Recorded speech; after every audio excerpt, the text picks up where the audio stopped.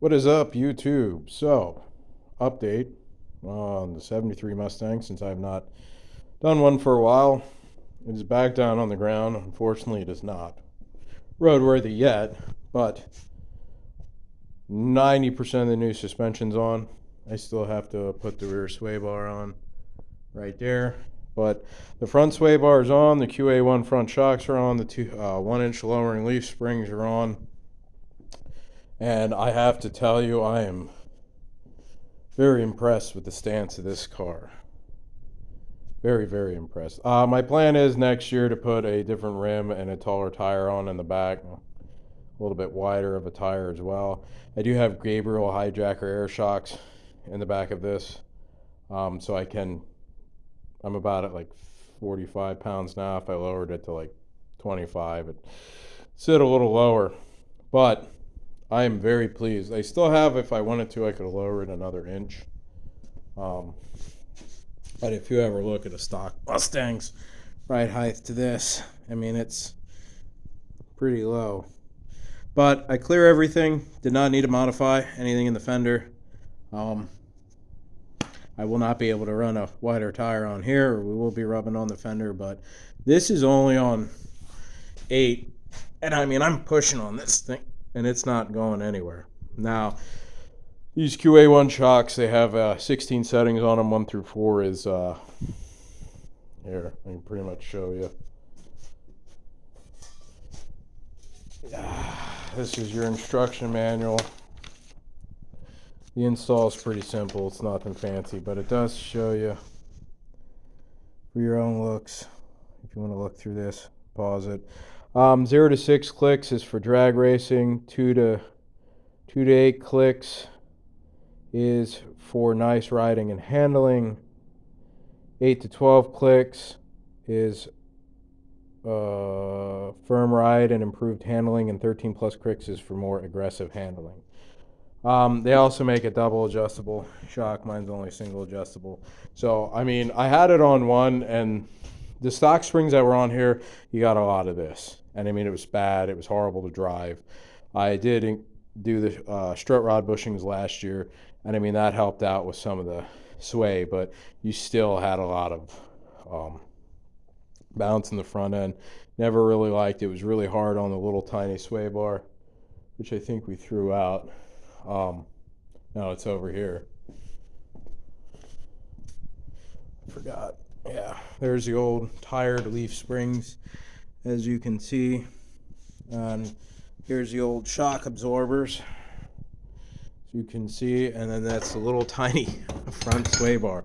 Now, the funny thing is my rear sway bar is the same size as that. That's 3/8. I have 1 inch and 1/8 on here. These leaf springs, the passenger side was utterly horrible to get out. We had to cut it, as you can see. There's a little metal sleeve in here, and the bolt welded fast that metal sleeve. So that was a bit of a bear to get out. Leaf springs are not that bad to do as long as they do not weld themselves. But these were the original to the car. I mean, you can see how thin they are. And one side had a little bit of a crack in it. Yeah, as you can see. So it was time for them to get replaced. Just put a jack underneath the axle. There's 4 U-bolts. They clamp to here. They'll hold this to your axle. It's your little alignment. There's a little alignment head on the other side, right there. And that aligns with the axle. And then your shock also bolts to the back of that plate. But it's like 2 U-bolts, 4 bolts, plus the shock, plus your bolt up front, and then here's your shackle on the back, which is 2 nuts. And then that side's supposed to pop out, but again, they were 50 years old. If you want to drop the rear end fully out, I would suggest getting dollies. It was too much of a pain in the butt to do video. I'm not dropping the rear end one-handed. As you can see, I have a bit of a dilemma here. These were the original exhaust on the car was garbage, as you can tell. I did add on, because I do still inspect this car, I might register as an antique. These are Flowmaster Super 10s. As you can see over here, these are Roush off a newer Mustang. I don't know if we're going to be able to fit it. It's off my buddy's 2014 Mustang. I can't fit it underneath the car. It will drag because of how low it is. I might be able to tuck it up underneath there, or maybe underneath there. If not, I think I'm going to run the Flowmaster 10s again, and I'm getting Headman headers for it as well. So that'll be in the upcoming videos. Now, one good news is the floor is done for the most part. I still have to weld in that seat platform over there, but the driver's side is done as well. Now, if you can see up in that top corner there, I did have to trim that away from the aftermarket floor pan. It would not fit. My shadow's in the way. The emergency brake is right there, and that cable runs down there. That part wasn't really rusty to begin with, so I just spot welded it there and had to trim it to make it fit. But the floor is pretty much completely done. I have to weld that one in and then rerun some of these wires up along the trans tunnel and do the carpet and headliner. But yeah, it's pretty much done. The floor, I got to seam seal it. I started over there. I have to grind some of these welds down, weld this one in, and then seam seal it. And I have carpet underlayment to put on, and I want to run the wires, and then we're ready for carpet and the headliner, because there's no headliner back there. So we're making pretty good progress so far. I'm ordering the seats and everything with that. I will tell you, I've went through the parts list before, like door panels, seats, all that stuff. I also got Rust-Oleum Undercoating. I did do some of the underneath the car. I'm going to do the rest of it. I did the front whole wheel well. I do have to jack the car back up, pull the front tires off to put these dust shields on, whatever you want to call them. They cover the cowl. I did pour 15 the hole underneath and up into the cowl. That's all pour 15. That's rust preventative. I'm also going to do the inside of the ceiling, because when the weather stripping was leaking, there's like some surface rust on the ceiling. So yeah, I mean, that's where we're at now. I'm hoping to have the headliner in the next 2 weeks. The rear sway bar, which, like I said, that's the rear sway bar from Total Control Products. The front sway bars from Total Control Products, and I have subframe connectors from Global West. I still have to put the heater motor in and the heater box in. And then after that, it's the exhaust, the rest of the interior. So I'm hoping this video is being made in, is it March 14th, I think. So I'm hoping to have it done by May, late April, early May. I'm very excited and pleased with this suspension. I would tell you, if you have a 71, 72, 73 Mustang, Qa1, I haven't driven it yet, but I mean, if you've owned a Mustang, I mean, I'm going to put my knee on it and show you I mean, I'm bouncing up and down and it's barely moving. I'm very impressed, and that's only on click number 8. And I can lower it another inch yet. They are fully adjustable. I did get my kit through CJ Pony Parts, and if I can find it, which I probably, you do have to order your spanner wrench separately to adjust your shocks. Like I said, when you get your rear sway bar, that's your rear sway bar. It comes with an instruction manual and all that. And then the only other thing I have to do is I did get caulking tubes of seam sealer for the underneath the car. For up top, what I was showing you, this is brushable kind. Same company, just brushable. I made a mistake. I personally would go with the caulking tubes. It's a lot easier if you do go with the stuff in the can. Like I said, I had a little putty knife, pain in the butt. So I got bigger putty knives and a slightly smaller one to do that. I've been super pleased with everything I got from CJ Pony Parts. Like I said, I mean, I got, I don't know, I knocked it over wherever it went. That's right, it's over here. I got hog ring pliers. The other company I go for, this is from Classic Industries. I did get, the only negative I have to say about CJ's is two things before I get to that. I got this chrome piece fell off here. Never came with the car when I bought it. CJ's doesn't sell it. I looked and looked and looked. As you can see, the actual chrome piece. Classic Industries sold it.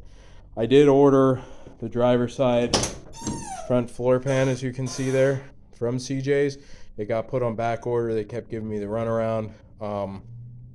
So finally I was like, I'm done. I'm going to try to, so I went through Classic Industries. Came in a timely fashion. It was packaged very nice. Better than CJ's, I do have to say that. So Classic Industries is really good.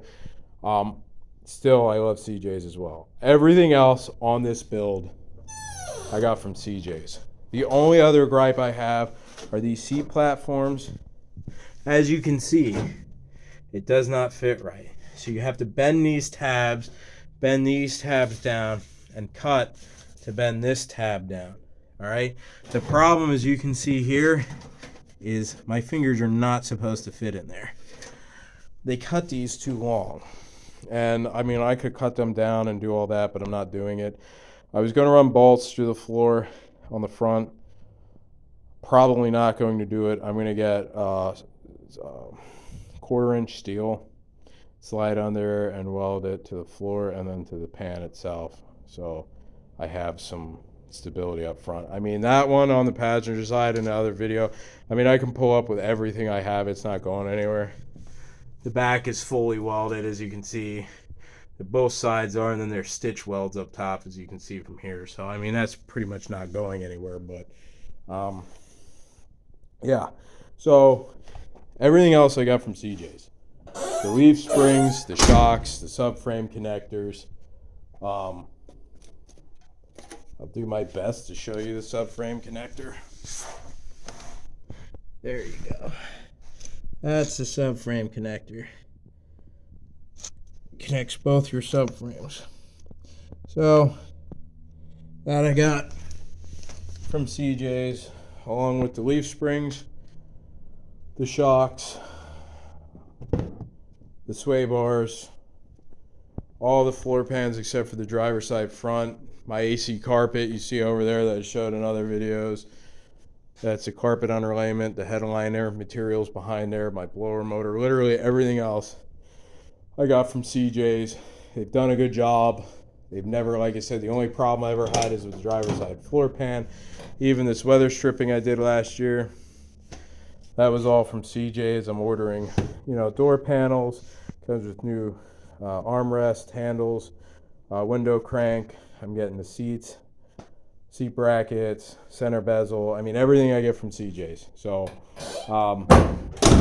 but again, if you look at my YouTube channel, I'm not big enough to get sponsored by anyone, but I am very pleased with the Qa1 Shocks. I will do a video after, when it's all said and done, about what I think, how I feel about the Qa1 product, the total control sway bars from stock, because this car was pretty much the only aftermarket thing I had on this car suspension wise. Those shocks I showed you over there, they were stock replacements. They were only a year old, but they were replaced. The coils were, I don't know if they were ever replaced or not. It's hard to say.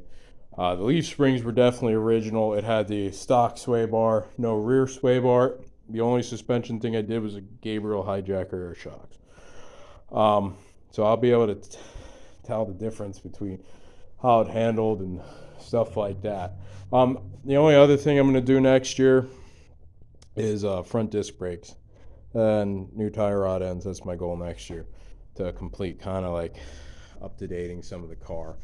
So I'll do a video, but from what I've seen, how I've tried to rock the car, move the car, it seems very stiff. And like I said, I don't even have it on its stiffest setting, so I'll actually play around with the settings when I start driving it, see how I feel, play around with the ride height. So, but from what I've found, from ease of installment, it's not hard.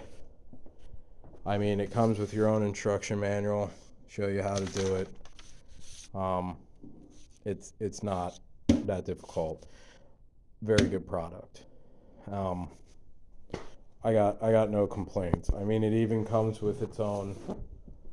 I know I'm rambling on here, but you know, I made this channel not to become YouTube famous. I don't know if I can do this one-handed. All right. Yeah, these also come in the kit, these brackets, they bolt here. No problems with the hood clearance. So, I mean, I gotta say I'm very pleased with it. So, most of my stuff I do get from CJ Pony Parts. I did have to get a few things from Classic Industries. I also have rear upholstery. It wraps around that. That's what the hog ring kit and pliers are for. I'll kind of do a video and explain, you know, the mistakes I made, how I did that, so on and so forth. I also do want to say, I'll also probably make a video about this at the end. I kind of get a little scatterbrained sometimes of the mistakes I made during this build.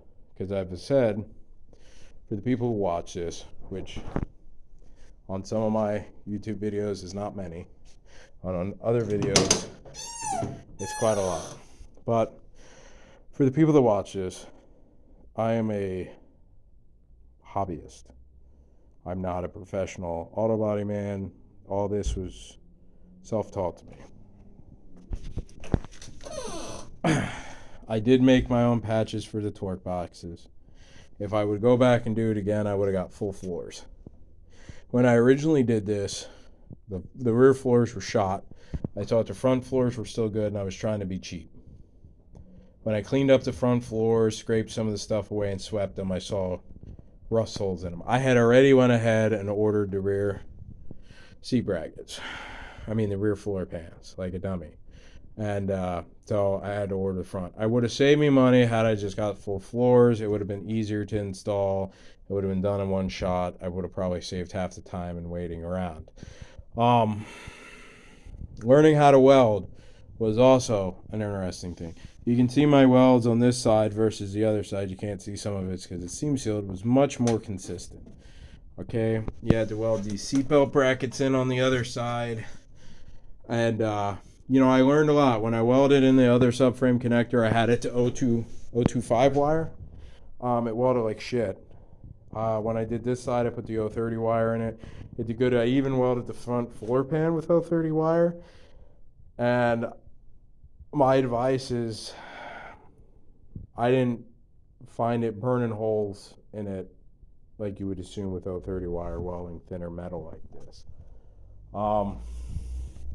So, you know, I made some mistakes with that. I learned like weldable primers. There's a lot of different weldable primers. Some of them are absolute shit. I'm not a fan of weldable primers, even now. In one of my other videos, I did have a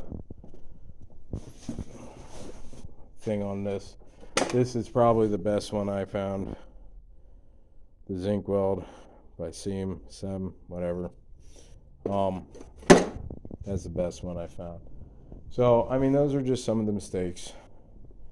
I got better tools as I went along. Like I said, outside of my drill press and bench grinder and my DeWalt drill, everything else is powered by Harbor Freight. This air compressor, this is a McGraw. As you can see, 175 PSI, 21 gallon tank. Never had a problem with it. Don't run it consistently.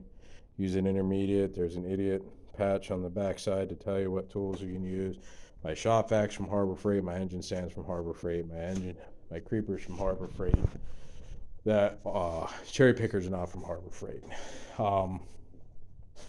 Almost all my tools, all my impact tools, shaping hammers are not from Harbor Freight. My wrenches are from Harbor Freight. Almost everything. My air chisels are from Harbor Freight. My S wrenches.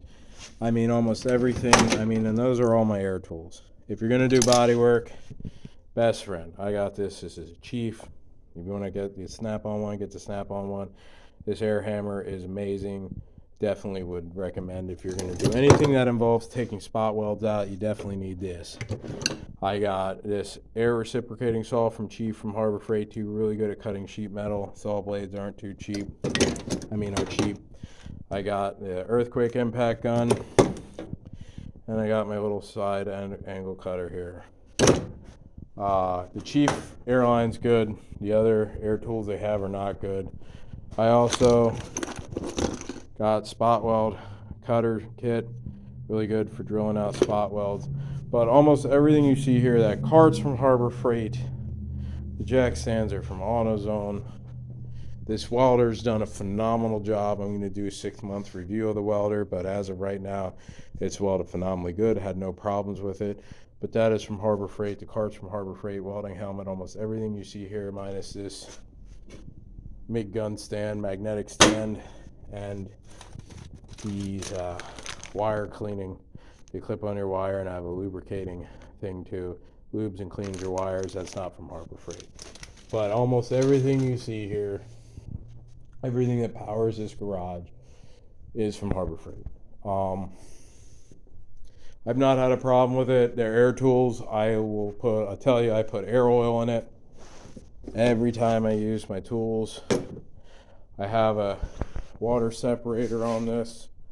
This does produce a lot of water, so when I drain the drain valve, I tip it forward, make sure all the water's out. I mean, this pretty much tells you to clean it regularly. I clean it regularly, you know. I have no complaint. There are dudes that love snap-on tools. I mean, all the power to you. I don't work in a professional garage. I don't use these tools every day. If you were going to use these tools every day, I would tell you to work at a snap-on. You do snap-on. I mean, all these wrenches are from Harbor Freight. All this is from Tractor Supply.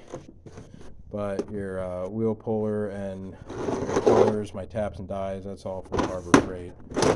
This torque wrench, I will tell you to get a better torque wrench if you're doing engine stuff. This is a cheapy torque wrench. These are not from Harbor Freight. Those are Mac tools. And these seal drivers are not from Harbor Freight, and these oil filter wrenches are not from Harbor Freight. But outside of that, almost everything you see here is from Harbor Freight. I have no gripe about it. It's been good to me. So if, I hope this video can help you out. If you're a new mechanic looking to get into things, Harbor Freight's been good to me. Literally, I don't think I've had any of their stuff break. Again, that McGraw air compressor, I read a lot of reviews on it. It is an oarless air compressor. You can't just run it. It will blow up. I run it intermediately. I do what the manual says to do. It's good. These Bauer shop vacs, great. Haven't had an issue with it. I have a Bauer sander down here. And I mean, I worked the crap out of it, restoring that tractor. Great. I didn't have a problem with it. You can see I have most of my sandpapers from there. These masks are a little cheap, I will say that. If you get paint masks, get them from somewhere else. Spray guns, great. Probably the best product they sell at Harbor Freight is a fucking Daytona jacks. But like I said, almost everything in this garage is powered by Harbor Freight. So it works for me. I mean, even this little roller bench is from Harbor Freight. It comes with drawers. I mean, it's a little dirty and hideous. Socket sets from Harbor Freight. It's Quinn. So, my pry bars, Harbor Freight. So, for me, I have no complaints with it. I saved a bunch of money getting stuff from Harbor Freight, in my opinion, to do this job. But if this tells you anything, Harbor Freight powers pretty much all my garage. Toolboxes aren't from Harbor Freight, but I do plan on getting a big Yukon bottom box. But, I have no complaints. So Again, this video did a lot of like talking about a lot of things. It's hard for me by myself to drop a rear end and hold a camera and do all that. I'm not big enough to do a GoPro. If you watch these videos, you have questions, leave them in the comments. I'll be grateful to answer any of your questions if I can. If I can't, maybe I can point you in the direction of someone that can. I know 73 Mustangs really well, if you see my channel. And I know the old Cub Cadet tractors, that was a full restore. And I know outboard boat motors pretty well. I rebuilt an outboard boat motor for my boat. So, I mean, you watch these videos, if you have any questions, you know, on how I did things, what I used, where I got my parts, I'll be happy to help you. I will do a video on mistakes I made during this. I'll do a video on tools in my garage and what you need to have a pretty functioning garage for doing something of this magnitude, and I still find myself not having tools sometimes. I'll do a 6-month review on that titanium welder, but I'm telling you, from what I've used so far, it's been wonderful. Like I said, the only thing I don't like is this chintzy ground cable, but it works for me. So this is where we're at, and again, Qa1 Shocks, I freaking love them. I wish I could drive it now. I'm itching to drive it. So we're going to start really working hard here on it. I'll do a review video of the Qa1 and Total Control product suspension parts and tell you how pleased I am with them or how pleased I'm not. So I'm super excited. This has been a very condensed project for me. We've really redone the whole interior, all the floors, suspension in under a half a year.